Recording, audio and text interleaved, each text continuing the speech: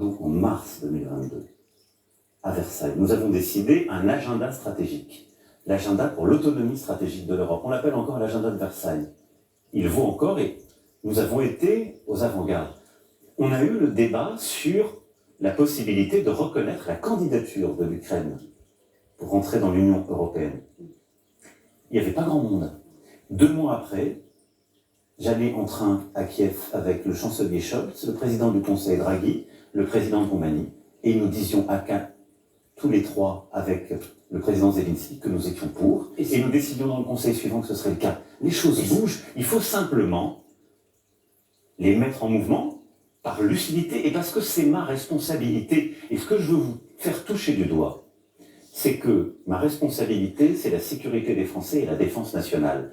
Et notre sécurité se joue aussi en Ukraine aujourd'hui. À ce propos, est-ce qu'aujourd'hui, mars 2024, le régime russe, le régime de Vladimir Poutine, est-il l'ennemi de la France? Il est l'adversaire. Quelle est la nuance sémantique entre l'adversaire et l'ennemi? Nous ne faisons pas la guerre à la Russie. Mais elle nous fait la guerre. Vous voulez qu'elle soit Il nous attaque sur le plan cyber. Oui, mais une forme de guerre.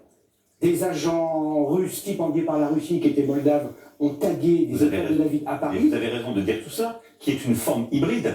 Mais il faut faire attention de ne pas tout de suite les qualifier, parce que sinon on serait nous-mêmes... Que faudrait-il pour que vous prononciez le mot ennemi? Qu'est-ce qu'il faudrait que la Russie commette? Mais si la Russie décidait à nouveau une escalade qui nous entraînerait tous dans un conflit, je souhaite de toutes mes forces qu'il n'en soit pas le cas. Mais à coup sûr, aujourd'hui, la Russie est un adversaire. Le régime du Kremlin est un adversaire. Mais je l'ai toujours dit, nous ne faisons pas la guerre à la Russie et au peuple russe. Et nous soutenons l'Ukraine, nous faisons tout pour qu'elle puisse mettre la Russie en échec, parce que, je vais vous dire très simplement, il n'y a pas de paix durable s'il n'y a pas une souveraineté et un retour aux frontières internationalement reconnues de l'Ukraine, et y compris la Crimée.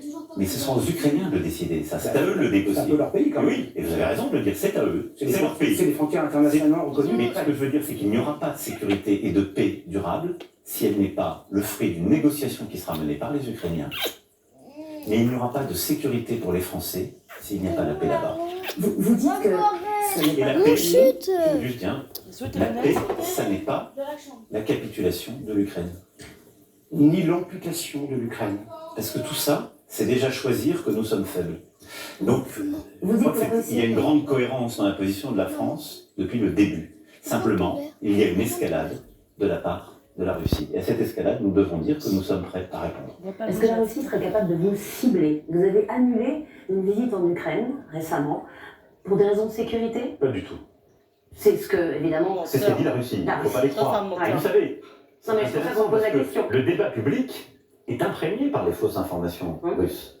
Ils ont fait croire cette affaire, beaucoup de gens maintenant sont persuadés. Le sujet des troupes au sol arrive dans le débat collectif, c'est un de vos confrères qui me pose la question. Parce que le Premier ministre slovaque, très proche de la Russie, dit que le projet secret que nous avons, c'est d'envoyer des troupes au sol. Et nous, à chaque fois, on réagit, on ferme des portes, on se calme. Il n'est pas parti Macron parce qu'il avait peur de se faire bombarder. J'ai décalé le voyage que j'ai fait. Pourquoi?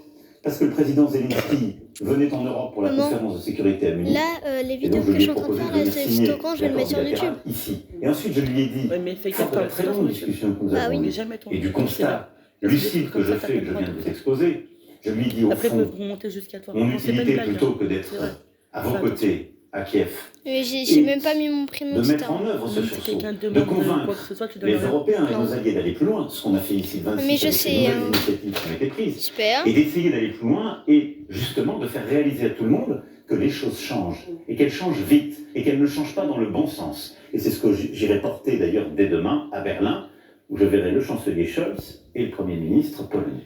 Toutes les semaines ou presque, le président russe Vladimir Poutine brandit de manière assez claire, assez menaçante, la menace nucléaire. La France est le seul pays membre de l'Union européenne à être doté de l'arme nucléaire. Est-ce que vous vous sentez, est-ce que nous devons nous sentir particulièrement visés? Nous devons nous sentir d'abord particulièrement protégés, parce que nous sommes justement cette puissance dotée. Sauf qu'il mentionne beaucoup Bien sûr. et que ça France que d'autres pays. Et que c'est le sens même du choix qui a été fait par le général de Gaulle dès après la Deuxième Guerre mondiale. Ensuite, nous sommes prêts, nous avons une doctrine qui est établie, et en matière de nucléaire, il faut peu de mots Et le nucléaire n'est pas un instrument de déstabilisation ou de menace. Et le fait un instrument de sécurité. d'avoir la bombe Non mais attends, atomique ferme ta à gueule, Russie, espèce de con, nous j'en installe vends dans deux. un face- Qu'ont peu de pays dans le monde. Ça nous donne une responsabilité, celle d'être une puissance dotée de cette arme, et donc de ne jamais être dans l'escalade, ni verbale, ni évidemment de fait. Et pourtant, il grandit la menace. Je pense Et, que ça et n'est il pas, reprend vos termes sur les lignes rouges. ce n'est pas approprié Mm. quand on a justement l'arme nucléaire. Mais est-ce que vous ne parlez plus à Poutine? Depuis combien de temps?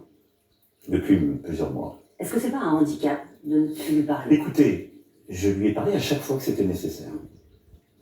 Je lui ai parlé, évidemment, des centaines d'heures avant de février 2022, longuement entre février et avril 2022, pour essayer d'arrêter cette guerre et de négocier la paix. Et à partir du moment où lui-même n'a plus respecté aucun cadre, c'est-à-dire que, contrairement à ce qu'il disait, il ne faisait pas une opération spéciale que nous condamnons déjà et qui n'avait aucun cadre juridique, aucune légitimité, aucune légalité, mais qu'il attaquerait Kiev, qui menait des crimes de guerre dans le nord du pays. La discussion n'avait plus de sens. Pourtant, vous l'avez prolongé quand même Non. jusqu'au mois de J'ai- septembre. J'ai ensuite eu des discussions ponctuelles sur la question nucléaire. Parce que nous avons pris l'initiative à cause de la centrale de Zaporizhzhia, qui était proche de la ligne de front, en lien avec l'Agence internationale de l'énergie atomique, et bien de tout faire pour protéger cette centrale. Et donc j'ai eu les échanges à ce moment-là. Mais les discussions, je suis tout à fait prêt à les mener, à tout moment. Mais encore faut-il qu'on ait face à nous quelqu'un qui dit la vérité et dont l'intention est de faire la paix. Et ça n'est pas le cas aujourd'hui. Et selon vous, Vladimir Poutine, c'est un patriote russe, c'est un autocrate, c'est un dictateur, tout ce que vous dites depuis 2 minutes, c'est-à-dire les crimes qu'il commet contre les Avec plus de civils. 2 minutes. On regarde dans un dictionnaire, on se dit ben, seul un autocrate ou un dictateur peut commettre Je ne suis pas un commentateur, c'est le président de la Fédération de Russie qui aujourd'hui est pris dans une dérive personnel ou répressive et autoritaire dans son pays et qui a fait le choix, ces dernières années et de manière accrue ces derniers mois, d'être une puissance de déstabilisation en Europe, en lançant une guerre dont il a la seule responsabilité et en menaçant la sécurité de tous, mais dans beaucoup d'autres théâtres d'opération, du Proche et Moyen-Orient au Caucase en allant jusqu'à l'Afrique, où la Russie est une puissance qui déstabilise. Vous ne lui parlez plus, donc ce ne sera pas vous qui négocierez la paix avec Mais lui. Qui pourra le faire? Est-ce que ce Il y sera a les un ordre, États-Unis? mais il y a un ordre des temps. Je suis sans doute le dirigeant en responsabilité qui lui est le plus parlé. Oui, mais à Mais- présent, on peut mais dire parce qu'il qu'il faut- y a un certain froid entre Mais, vous. mais c'est pas un froid, les choses ne sont pas personnelles. Et d'ailleurs, je ne veux pas ici les personnaliser, ça n'a aucun sens.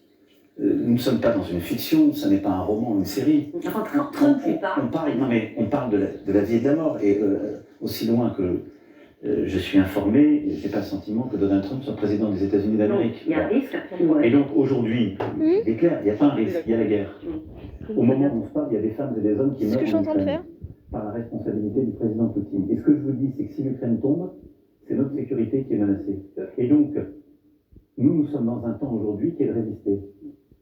Et nous sommes dans un temps, et c'est celui que j'assume, qui consiste à dire, si la Russie continuait son escalade, si la situation devait se dégrader, nous devons être prêts, et nous serons prêts. Et pour être prêt, Et nous serons prêts, et nous serons prêts il faut à prendre les décisions qui s'imposent pour que la Russie ne gagne jamais. raison pour laquelle vous avez dit début janvier, Et la France est en économie de guerre. Et viendra, je l'espère, le plus tôt possible, le moment où nous aurons à reparler avec le président de la Fédération de Russie, quel qu'il soit, au moment où cela s'imposera. Et la France est en économie de guerre, disiez-vous, au début de l'année.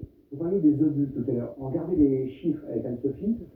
À l'heure où on parle, la France produit moins de 100 obus par jour, sauf erreur de notre part.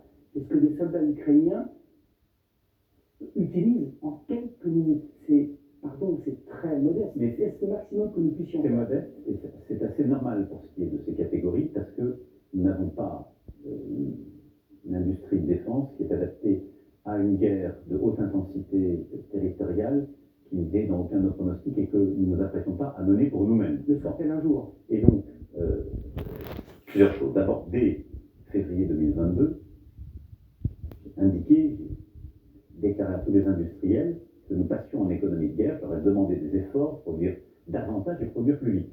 Et c'est le chantier que j'ai confié au ministre des Armées dès ce moment-là. Nous avons, sur plusieurs segments qui étaient essentiels pour les Ukrainiens, fait le travail. Les canons César, qui sont déterminants pour la défense de l'Ukraine, nous avons multiplié leur production. Et là où nous avons livré quelques dizaines depuis le début du conflit, cette année, parce que nous avons multiplié les lignes, multiplié les cadences, nous allons produire près de 75 canons César, ils iront tous sur le front ukrainien. C'est plus, beaucoup plus qu'on en a livré depuis le début. Nous avons multiplié par plus de 3 nos productions des catégories d'obus de missiles qui sont pertinents pour les Ukrainiens. Simplement, en effet, on a des limites. Et c'est vrai de tous les pays européens. Et donc, qu'est-ce qu'on fait face à ça? On accroît nos capacités et nos cadences, mais surtout, ça met du temps à faire, parce qu'il faut créer de nouvelles lignes, de nouvelles structures de production.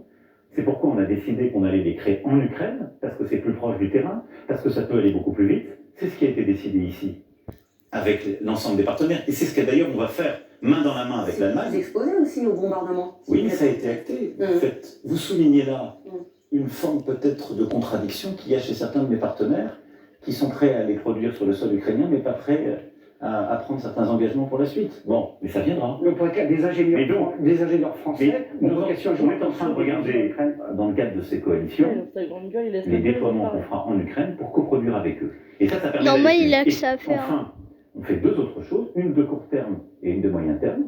C'est tout ça l'économie de guerre. À court terme, on va chercher partout où c'est disponible des munitions. Et donc là, on va sonder tous les pays du monde, je ne dis pas ici leur nom parce que certains, la confidentialité compte, mais on va chercher dans leur stock disponible et on leur propose de leur acheter parce que c'est une question de rapidité. Et à côté de ça, nous mettons l'industrie européenne de défense en capacité de produire beaucoup plus dans la durée. Et comment vous financez? Parce qu'on a des petits problèmes de budget en ce moment, on l'a vu, on a beaucoup d'économies. Oui. Comment on finance tout cet effort de guerre, finalement? D'abord, je vais être très franc avec mes compatriotes et avec vous. On ne peut pas dire tous depuis 2 ans, et nous le disons, tous les dirigeants européens le disent, tous, il n'y a pas une exception. Cette guerre, on y joue notre avenir, cette guerre est existentielle, et dire on va continuer de vivre comme si de rien n'était. Non, je vous demande juste les moyens déployés pour ça, c'est pas possible.